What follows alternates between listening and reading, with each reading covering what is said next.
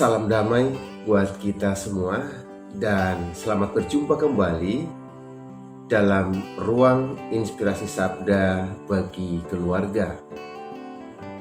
Keluarga-keluarga yang dikasihi Tuhan dimanapun Anda berada pada saat ini, semoga tetap sehat, semangat, dan diberkati oleh Tuhan. Renungan kita pada hari ini, Senin tanggal 14 Desember 2020, Minggu Advent yang ketiga, diambil dari Injil Matius bab 21 ayat 23 sampai 27. Lalu Yesus masuk ke bait Allah, dan ketika ia mengajar di situ, datanglah imam-imam kepala serta tua-tua bangsa Yahudi kepadanya dan bertanya, "Dengan kuasa manakah engkau melakukan hal-hal itu? Dan siapakah yang memberikan kuasa itu kepadamu?" Jawab Yesus kepada mereka, "Aku juga akan mengajukan satu pertanyaan kepadamu, dan jikalau kamu memberi jawabnya kepada aku akan mengatakan juga kepadamu dengan kuasa manakah aku melakukan hal-hal itu. Dari manakah baptisan Yohanes? Dari surga atau dari manusia?" Mereka memperbincangkannya di antara mereka dan berkata, "Jikalau kita katakan dari surga, ia akan berkata kepada kita, 'Kalau begitu, mengapakah kamu tidak percaya kepadanya?' Tetapi jikalau kita katakan dari manusia, kita takut kepada orang-orang banyak, sebab semua orang menganggap Yohanes itu nabi." Lalu mereka menjawab kepada Yesus, "Kami tidak tahu." "Jika demikian, aku juga tidak mengatakan kepadamu dengan kuasa manakah aku melakukan hal-hal itu." Demikianlah Injil Tuhan. Terpujilah Kristus. Syirik tanda tak mampu. Ungkapan ini seringkali kita hadapi atau kita dengarkan dalam kehidupan sehari-hari.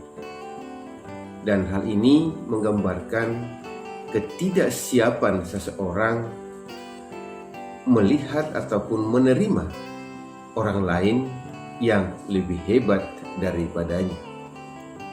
Kondisi demikian juga kerap kita jumpai dalam komunitas-komunitas ataupun kelompok-kelompok kerja.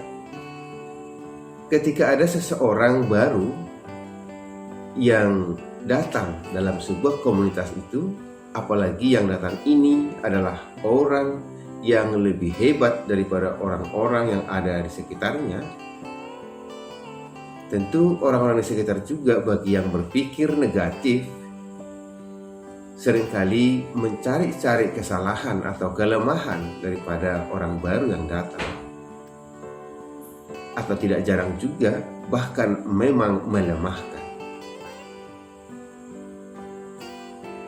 Lalu apa yang terjadi ketika situasi itu dialami? Banyak orang yang merasa terpinggirkan atau kehilangan pamor, sehingga segala upaya akan dilakukan bagaimana untuk menyingkirkan atau menjatuhkan orang yang baru datang yang memang mempunyai kemampuan lebih hebat. Kira-kira keadaan seperti ini yang dialami oleh Yesus yang dikisahkan oleh Injil pada hari ini. Di mana pada Injil tadi kita dengarkan para imam-imam kepala dan tua-tua orang Yahudi mau menjebak Yesus dengan mengajukan sebuah pertanyaan tentang kuasa yang dimiliki oleh Yesus.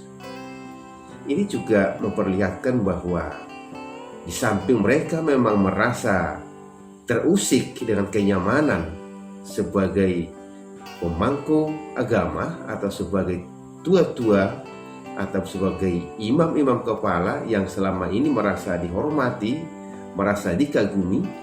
Tapi ketika Yesus datang dengan ajaran-ajaran yang penuh dengan kuasa, mereka merasa terganggu, mereka merasa terpinggirkan, mereka merasa kehilangan pamor dan pengikut.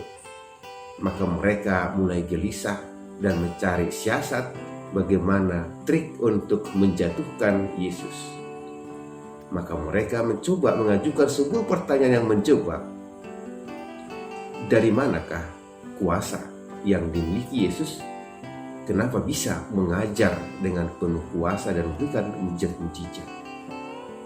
Bapak, Ibu, dan saudara-saudari yang terkasih, lewat dialog yang ditampilkan oleh Yesus dalam Injil hari ini, mau mengajarkan juga kepada kita betapa piawainya, betapa lihainya Yesus dalam berdialog.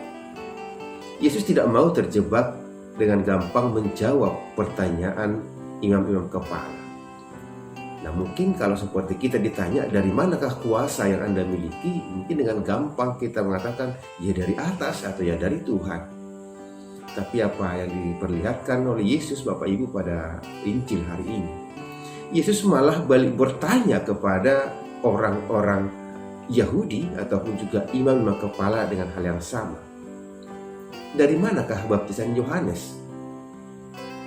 Tetapi sesungguhnya imam-imam kepala tahu jawabannya, tetapi mereka enggan ataupun mereka takut. Ya. Nah, lalu mereka menjawab, kami tidak tahu. Poin yang sangat menarik, Bapak Ibu, yang ditampilkan oleh Yesus ketika orang-orang Yahudi ataupun imam-imam kepala menjawab mereka tidak tahu, Yesus bukan meniru jawaban mereka, Yesus tidak tahu, tetapi justru Yesus mau mengatakan, saya tidak mau mengatakannya. Karena Yesus tidak mau berbohong. Sementara orang-orang imam kepala ataupun orang Yahudi seperti berbohong. Tidak mungkin mereka tidak tahu bahwa kuasa itu ataupun baptisan Yohanes itu datang dari Allah. Tapi mereka memang mau berbohong. Tapi Yesus dalam hal ini sangat piawai, Bapak Ibu, menjawab dengan cara, saya tidak mau mengatakan kepada kalian. Ini hal yang luar biasa kita lihat dari karakter ataupun sikap yang disampaikan Yesus. Bapak Ibu yang dikasihi Tuhan dan keluarga umat Katolik dimanapun berada, semoga lewat inspirasi sabda hari ini mengajarkan kepada kita bahwa ketika kita juga menghadapi jebakan-jebakan di mana kita berada, kiranya kita boleh menghadirkan hikmat yang dari Tuhan sehingga kita tidak gampang terjebak dengan pertanyaan-pertanyaan orang terhadap kita. Yang kedua juga, ketika kita menemukan ataupun berjumpa dengan orang-orang baru dan orang yang mungkin lebih hebat dari kita, sesungguhnya kita bersyukur karena mungkin dia jadi berkat bagi kita.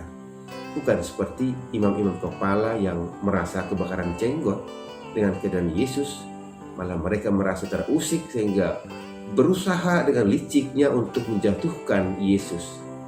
Tapi kita mau memahami siapapun yang ada di hadapan kita dan apalagi lebih hebat daripada kita, bukankah itu sangat pantas kita syukuri dan pantas menjadi berkat bagi kita, Bapak. Sikap positif yang seperti ini yang akan membangun komunitas kita lebih nyaman, dan juga mungkin dalam keluarga tidak perlu harus ada yang mau mencari penonjolan diri. Kadang-kala juga anak lebih pintar daripada kita, tapi baiklah itu kita jadikan jadi berkat. Inilah yang mau kita sampaikan. Semoga kehadiran orang-orang baru, apalagi yang bisa membawa perubahan dan lebih hebat dari kita, sesungguhnya dia adalah menghadirkan Allah juga kepada kita, sehingga itu menjadi berkat bagi kita. Semoga kita semakin mampu beradaptasi dan menghargai kelebihan-kelebihan setiap orang, sehingga kerukunan dalam komunitas, baik juga dalam keluarga, semakin tercipta dengan baik, dan di situ juga adalah kehadiran Allah kepada kita. Keluarga yang kudus atau keluarga-keluarga yang terberkati. Semoga dalam suasana masa Advent yang minggu ketiga ini, kita semakin memantapkan diri, semakin memantapkan keluarga juga untuk siap menyambut kehadiran Allah sendiri, kehadiran Tuhan Yesus yang sungguh jauh lebih hebat daripada kita untuk membawa perubahan dunia dan perubahan bagi diri kita dan juga perubahan bagi keluarga kita. Semoga keluarga kita semakin terberkati dan bersiap untuk menyongsong dan bahkan untuk merayakan kelahiran Sang Juru Selamat kita pada saat Natal nanti. Terpujilah Tuhan, semoga kita semua diberkati. Amin.